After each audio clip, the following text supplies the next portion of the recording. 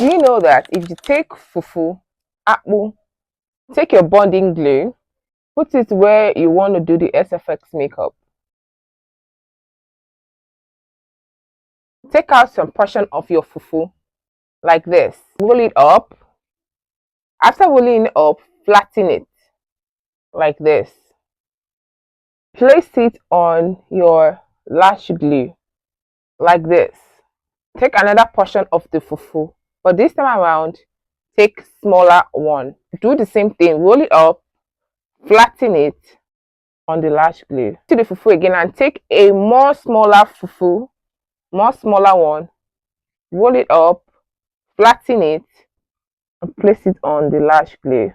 So I'm going to be repeating that process to fill up this part of my face. After doing that, you're going to end up looking like this. You see how I made like different sizes, big, small, medium. You see how I made it.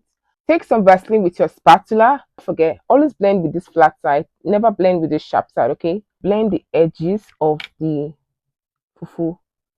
Doing that to everything. So now you can see how I blended this one, the upper part. Start blending. It's going to be looking like this. To seal everything, I'm going back to your lash bond. You'll be taking it with a spatula and you're going to be putting that around the fufu. So the gum is going to help it hold it so that it won't fall off. After doing that, it's going to be looking like this. So the next thing you're going to be doing is taking your finger and pressing down the fufu on top of the fufu. Press it down. To take out oil and shine from the fufu, just take a powder with a fluffy brush, either a baby powder or a translucent powder, and dust out everything.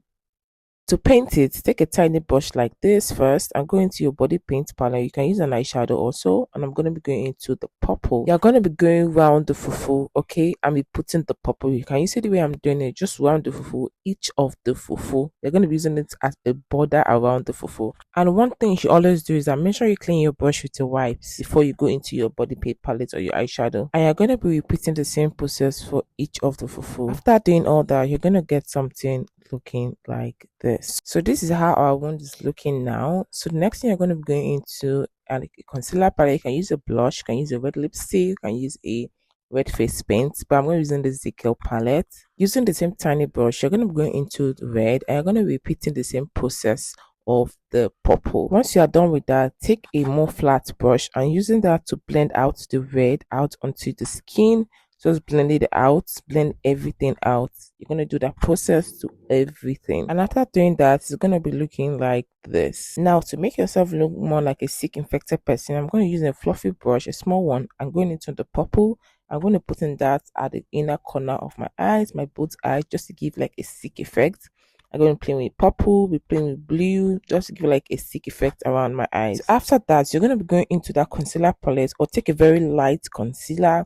I'm going to be putting it on the flat surface of the fufu. See the place that you flatten up, put it all around it, like everywhere. Make sure you touch every single fufu. This is going to make it look like something infected, something like a boil, something like that. So we want veins around the infected boil. So what you're going to do, take that tiny brush you use and go into the red face paint, your red lip gloss or your red body paint or eyeshadow too. I prefer body paint.